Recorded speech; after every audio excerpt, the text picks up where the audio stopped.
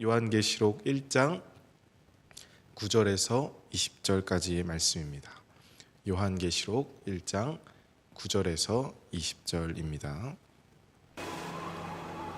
나 요한은 너희 형제요 예수의 환난과 나라와 참음에 동참하는 자라. 하나님의 말씀과 예수를 증언하였으므로 말미암아 밤모라 하는 섬이 있었더니 주의 날에 내가 성령에 감동되어 내 뒤에서 나는 나팔 소리 같은 큰 음성을 들으니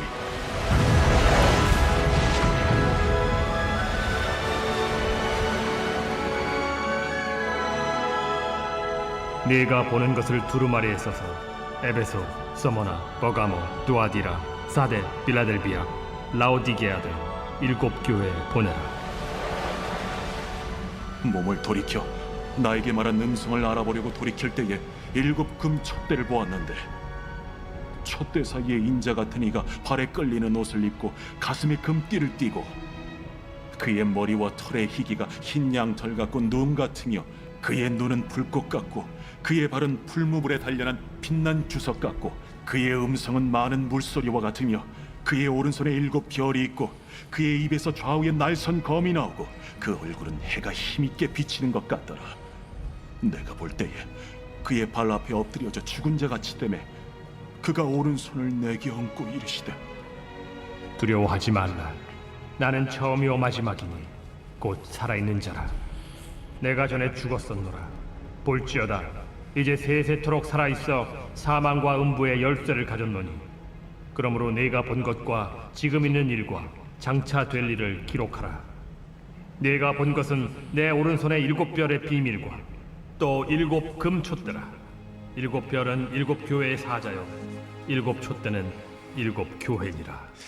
네, 계속해서 요한계시록 1장 말씀을 함께 나누고 있습니다. 어제 이제 말씀드린 대로 이 요한계시록이라는 책이 흔히 우리가 알려진 대로 뭔가 상당히 복잡하고 난해하고 어떤 상징적인 의미가 많아 보이는 책이 아니라고는 할 수 없겠지만 어제 이제 말씀드렸죠. 그 예수 그리스도라는 나침반, 그 방향, 그 주님께서 승리하셨고 다시 오신다라는 그 초점으로 함께 말씀을 읽어야 된다 말씀을 드렸습니다. 근데 오늘 읽은 본문부터 벌써 이게 무슨 말이지 싶은 것들이 나오죠. 일곱 금촛대라는 게 나오고 흰 양털 같은 머리를 가진 인자 같은 이가 등장했다고 하는데 이게 이제 요한이 본 환상이 본격적으로 시작이 되는 겁니다. 근데 우리는 다 아시다시피 그것이 어떤 것을 상징하고 또 성경을 주의 깊게 보신 분이라면 이런 거겠구나 어느 정도 또 예측이 가능한 거죠. 방향을 잃지 말아야 된다고 그래서 말을 드렸습니다. 모든 것이 결국 예수 그리스도의 계시다. 이게 1장 1절에서 말한 어떤 방향을 가리키는 거라고 했죠. 그래서 하나님께서 예수께 주사 반드시 속히 일어날 일들, 이때 사람들뿐만 아니라 지금 우리에게도 반드시 속히 일어날 일들, 이게 속히라는 게 빨리 온다고 해서 당시 사람들도 종말이라고 생각했고 500년, 1000년, 1500년, 2000년 모든 사람들이 어쩌면 종말의 때를 자기들이 살고 있다고 이렇게 생각을 하면서 어느 정도의 그런 긴장감과 그런 적당한 텐션을 삶 속에 또 주는 것입니다. 그래서 그 예수 그리스도의 승리가 그 사도 요한을 통해 종들에게 당시뿐만 아니라 지금 청중인 모든 성도들 또 이 시간에 있는 저와 여러분을 포함한 모든 하나님의 그 말씀 듣는 자들이죠. 말씀을 듣고 읽고 지키는 자들에게 결국에는 복이 될 말씀을 지금 하고 있다라는 것이 1장의 전체 이제 내용입니다. 그래서 앞에 8절까지는 이제 어떤 서신 전체의 문안 인사 같은 격이었고 본격적으로 오늘 9절에서 20절까지의 그 말씀이 요한이 이제 본 첫 번째 환상을 기록을 한 것입니다. 전체 내용을 요약하자면 요한이 지금 어디 있다 했죠? 자신은 밤모섬이라는 곳에 유배되어 있다고 합니다. 그 와중에 이제 성령이 보게 하신 것을 그 일곱 교회 에베소, 서마나, 버가모, 두아디라, 사데, 빌라비아, 라오디게아 이 일곱 교회에 보내는 서신이라고 기록을 하고 있어요. 이 지도를 보시면 이 교회들은 모두 지금의 터키 아시죠? 그 유럽 오른쪽 편에 터키 땅에 있는 또 당시에는 로마의 속주였던 그 소아시아라는 곳에 있던 교회를 이제 모아놓은 건데, 단순히 7교회 뭐 이런 교회에게만 편지를 보낸다기보다는 7이라는 숫자가 성경에서는 완전 숫자를 의미하지 않습니까? 그러니까 전체를 말하는 거예요. 교회 전체를. 넓게 보면 시공간을 초월해서 모든 보편적 교회에게 보내는 편지가 바로 이 요한계시록이고, 그 넓은 의미에서 우리 예수사랑교회도 당연히 포함이겠죠. 그리고 작게 본다면 성경이 말한 각자 우리 하나님을 모신 거룩한 처소 성전인 여러분 한 사람 한 사람을 또 말하고 있는 것입니다. 교회에게 보내는 편지인 거예요. 근데 이 성경은 늘 그 성경이 쓰여질 당시의 상황을 우리가 잘 알아야 합니다. 그거를 이제 1차 독자라고 이야기를 하는데, 요한이 당시에 이 성경 자체를 이제 1차적으로 염두에 둔 성도가 당연히 있었습니다. 그 요한계시록이 쓰여질 시대와 그 배경을 말하는 것인데, 역사가들은 이때가 교회를 향한 그 로마의 핍박이 가장 극심하였을 때였다고 이야기를 합니다. 지금 사도 요한 역시 반모섬에 그냥 있는 것이 아니라 뭐 나이 들어서 요양차, 그 섬에 뭐 돌산이니 이런 좋은 경치 좋은 데 가서 요양을 하고 있는 그런 게 아니죠. 9절에 말하잖아요. 나 요한은 너희 형제요. 그 예수의 나라의 예수의 환난과 나라의 참음과 그 거기에 모든 것을 내가 지금 동참하고 있다. 그래서 결국 하나님의 말씀과 예수를 증언함으로 반모에 지금 자기가 있다고 얘기를 합니다. 이 굉장히 평화롭게 들릴 수 있지만 형제다 이 말 자체도 지금 굉장히 자기가 지금 힘든 상황이고 고난 속에 있다라는 것을 말을 하고 있는 거예요. 지금 로마 정권, 우리 잘 아는 그 네로 황제 있지 않습니까? 막 이렇게 음악을 좋아하고 그런 왕이었다고 하지만 로마 대황 그 화재가 났을 때에 모든 것들을 또 기독교인에게 뒤집어 엎어갖고 그 기독교인들의 박해를 이제 시작한 그런 왕으로 우리가 알고 있는데, 그때부터 어쩌면 기독교 박해가 이 로마라는 나라에서 공식적으로 시작이 된 거예요. 대화재가 났습니다. 그러니까 민심이 들끓지 않겠습니까? 황제가 그걸 잘 관리를 해야지 왜 그거를 못했냐라는 어떤 그런 게 들끓으니까 이거를 기독교인이 했다고 그 네로 왕이 이제 거짓말을 한 거예요. 그래서 나라 전체가 어쩌면 기독교인들을 박해를 하기 시작하고, 또 나중에 이 왕이 정신이 좀 이렇게 온전하지 못한 왕이었던 것 같아요. 결국 자살을 하거든요. 그러니까 황제가 지금 자살을 해버리니까 얼마나 그 나라가 정치가 혼란스러웠겠습니까? 그러니까 그 이후로 네로 왕 이후로 1년 만에 황제가 4명이 바뀝니다. 엄청난 로마 그 사상 그 혼란의 그 정치의 시기를 맞이하고, 그 이후에 이제 뭐 이름은 뭐 베스파시우스라는 그런 황제인데, 그 황제가 이제 한 10년 하고, 또 그 이후에 그 아들 티투스 황제가 한 2, 3년 또 한 다음에, 그리고 나서 도미티아누스 이 이름이 중요합니다. 그 황제가 본격적으로 이제 기독교 박해를 시작하게 되는 거예요. 그래서 이 요한계시록에 나오는 어떤 그 황제를 뜻하는 그 상징들, 그런 것들은 거의 이제 도미티아누스 이 황제를 가리킨다고 보면 됩니다. 이 왕이 집권을 할 시기가 이 요한계시록이 쓰여질 시기였을 것이다 라고 학자들은 거의 추측을 하는 것이죠. 이 도미티아누스라는 그 왕은 스스로를 주 하나님이라고 칭하면서 황제 숭배를 모두에게 요구했습니다. 그래서 신실한 기독교인들은 당연히 그것들을 거부했죠. 그럼 어떻게 되겠습니까? 굉장한 핍박과 정상적인 사회생활을 못하게 하고, 또 심한 경우에는 고문과 죽음까지 그들을 이끌었던 것입니다. 그래서 어쩌면 단순히 종교를 지키는 그런 모습뿐만 아니라 정치적 반역자로 취급을 받아서 크리스찬들이 참 어려운 시기였을 것이다 라고 학자들은 이야기를 하는 거예요. 그 시기가 바로 요한계시록 이거 쓰여질 당시였을 것입니다. 그래서 이제 요한이 지금 말하는 게, 요한도 지금 복음을 전하다가, 내가 다른 이유가 있어서가 아니라 복음을 전하다가 지금 잡혀서 그 돌과 바위가 덮인 척박한 섬에 갇히게 된 거예요. 이 반모섬이라는 곳이 굉장히 살기가 어려운 곳이라고 합니다. 그래서 거의 90대에 가까운 나이에 그곳에 갇혀서 채석장에서 돌을 캐는 노역을 했다고 합니다. 상상이 안 가는 고통이죠. 몸도 굉장히 힘들지만 아마 마음도 굉장히 지쳤을 것입니다. 그래도 예수님의 사도로서 마지막까지 남은 그 사도 요한인데 교회를 이끌어야 되고 더 왕성하게 사역을 해도 모자랄 판에 그 마지막 때에 이제 갇혀서 아무것도 못하는 그런 상황이었을 것입니다. 한번 상상을 해보시죠. 사도 요한조차도 이러한 상황인데 다른 교회들, 다른 성도들은 어떤 또 핍박을 받았겠습니까? 그 너무나 힘든 상황 속에서 아마 어떤 이들은 현실과의 타협을 이야기했을 수도 있습니다. 또는 영적으로 나태한 그런 모습을 또 보일 수도 있겠죠. 우리도 참 힘들 때 그럴 때 있지 않습니까? 뭐 교회가 힘들 때라든지 나라가 힘들 때 우리 교단 차원에서도 그런 아픈 또 역사가 있고 여러 가지 하나님을 믿어야 하는 것은 알지만 이 너무나 상황과 환경이 내가 하나님을 믿는다면 이렇게 좀 하나님이 이끌어 주셨으면 좋겠는데 내 어떤 생각과 기대와는 다르게 또 반대로 흘러가는 경우도 있고 주님께 기대했던 것과는 전혀 다른 곳으로 또 나를 이끄는 그런 상황이 우리 삶에 늘 찾아오기도 합니다. 근데 이게 단순히 내 상황뿐만 아니라 나라적으로 국가적으로 교회를 핍박하는 그런 상황에서 교회를 이끄는 수장 같은 그런 분이 먼저 이렇게 갇혀서 아무것도 못한 채 무력한 모습을 보인다면 아마 그 밑에 있는 성도들도 상당히 이제 힘든 시간을 보내겠죠. 얼마나 이제 믿음을 지키기가 어려웠겠습니까?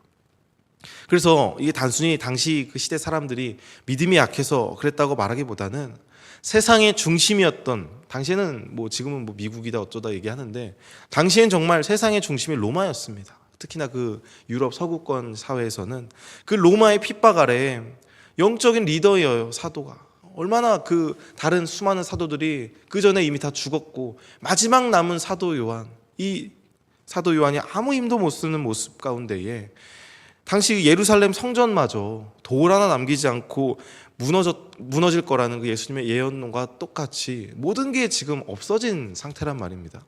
예배당도 사라지고 어떻게 하나님 앞에 나아가자니 어떻게 나아갈지도 모르는 그런 상황이었어요. 여러분, 우리라면 이러한 상황에서 참된 신앙을 과연 유지할 수 있을까요? 현실만 본다면 재앙 그 자체입니다. 하나님은 어디 가셨는지 침묵하시는 것 같죠. 제자들이었던 사도들은 이미 다 죽었고 남은 그 요한마저 노년의 나이에 무력하게 잡혀서 채성리를 하고 있는 이 상황입니다. 아마도 그런 절망 속에서 요한도 하루하루 하나님의 때를 기다리며 뜻을 기다리며 그냥 일을 하고 있었겠죠. 근데 갑자기 하나님의 나팔 같은 큰 음성이 그에게 임한 것입니다. 그래서 10절에 말하죠. 나팔 소리 같은 큰 음성이 들렸다. 하나님의 그 음성이 이 땅 모든 교회에 울려 퍼진 것입니다. 그래서 첫 번째 환상이 바로 교회에게 말씀하시는 거예요. 그 첫 음성이 무엇이냐? 절망의 현실 속에 끙끙대며 버티는 모든 것이 무너진 것과 같은 교회와 성도들에게 보란 듯이 보이는 거예요. 그게 바로 다름 아닌 영광을 받으신 그리스도의 모습입니다. 12절부터 요한이 이제 자기가 본 걸 표현을 하는 건데 이게 단순히 어떤 사실적 의미이고 막 이게 뭐 어떤 사진 찍은 것처럼 그림을 그리듯이 표현한다기보다는 은유적인 표현인 것입니다. 그 예수 그리스도라는 너무나 영광스러운 모습을 당시에 표현할 수 있는 이제 최대치의 그 표현으로 사도 요한이 하고 있는 거예요. 예를 들면 일곱 촛대라는 거, 그거는 완전수 일곱을 당장 표현하고 또 불을 밝히는 촛대를 말하는 거 아닙니까? 어두움 가운데에 이제 불을 밝힘으로써 이 세상을 밝히는 그런 모습을, 이미지를 보여주고 있는 겁니다. 그래서 20절에 나중에 말하지만 그 촛대가 교회라고 말을 해요. 근데 우리는 이제 들으면 촛대가 도대체 딱 처음에 들었을 때 왜 예수님인가 싶지만 이미 이제 스가랴 뭐 4장 같은 데서 하나님께서 스가랴 선지자에게 당시 보이셨던 환상도 일곱 금촛대 환상입니다.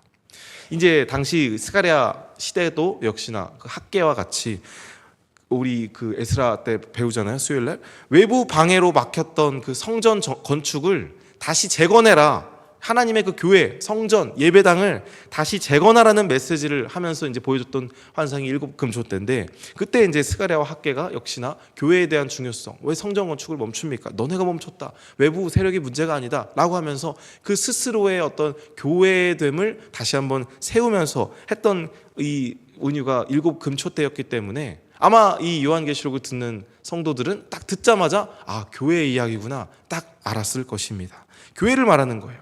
즉 교회는 마치 촛대처럼 어떤 완전한 하나님의 영광의 빛을 비춰야 하는 존재인 것을 다시 한번 그 힘든 성도들에게 상기를 시키는 겁니다. 그러면서 그 교회 사이에 지금 누가 있다고 합니까?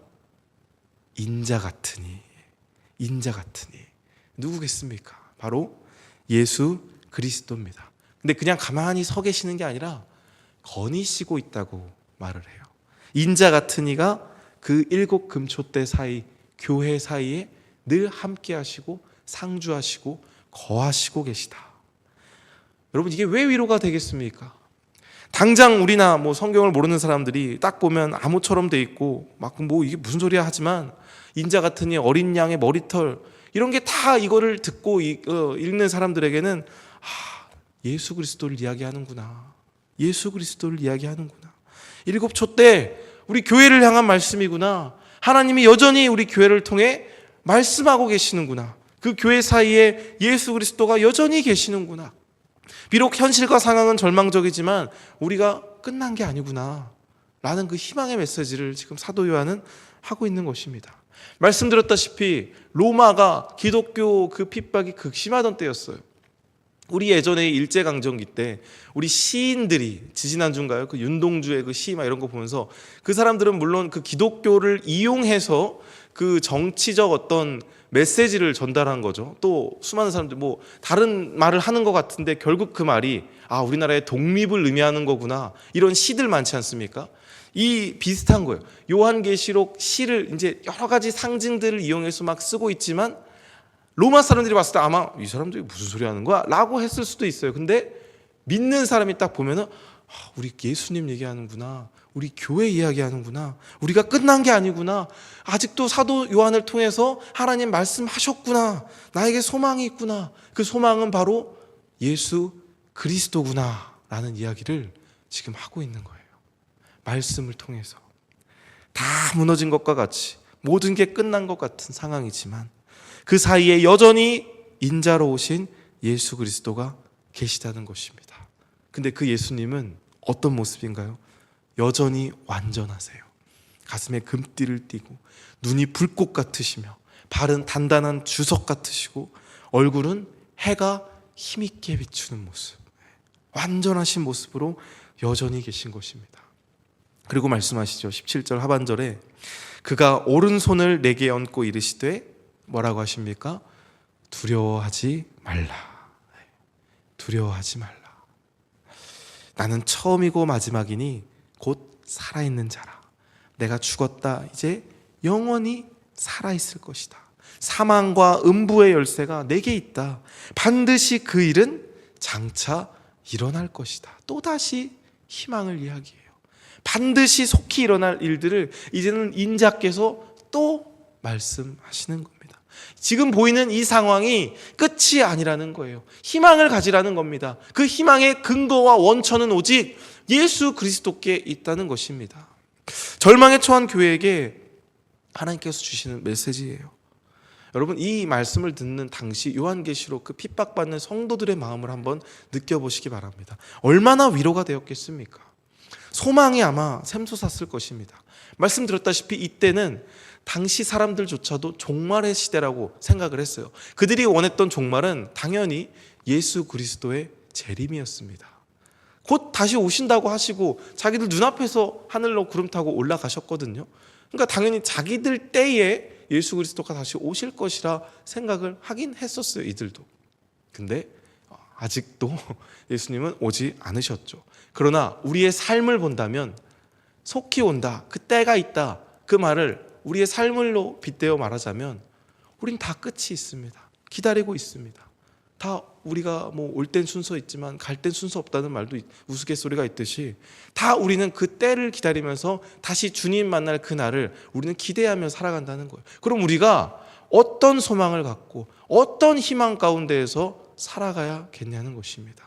다 요한계시록 이 성도들과 같은 시기가 우리 삶에 찾아옵니다. 고난이 오고 어려움이 오고 하나님 보이지 않는 것 같은, 말씀하지 않는 것 같은 그런 시기가 모두에게 한 번씩 찾아옵니다.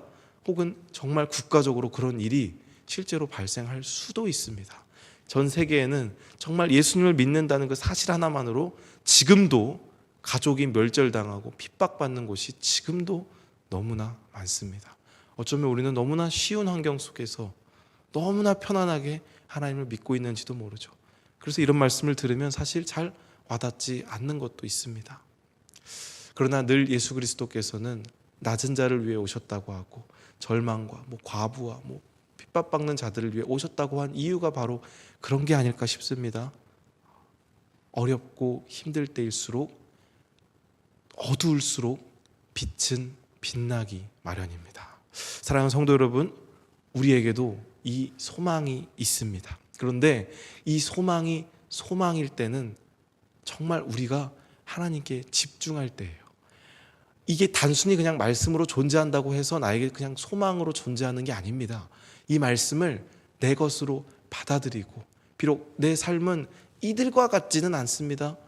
이들처럼 막 이렇게 힘들지는 않더라도 정말 이 말씀이 나에게 소망의 말씀으로 다가와야 된다는 것입니다.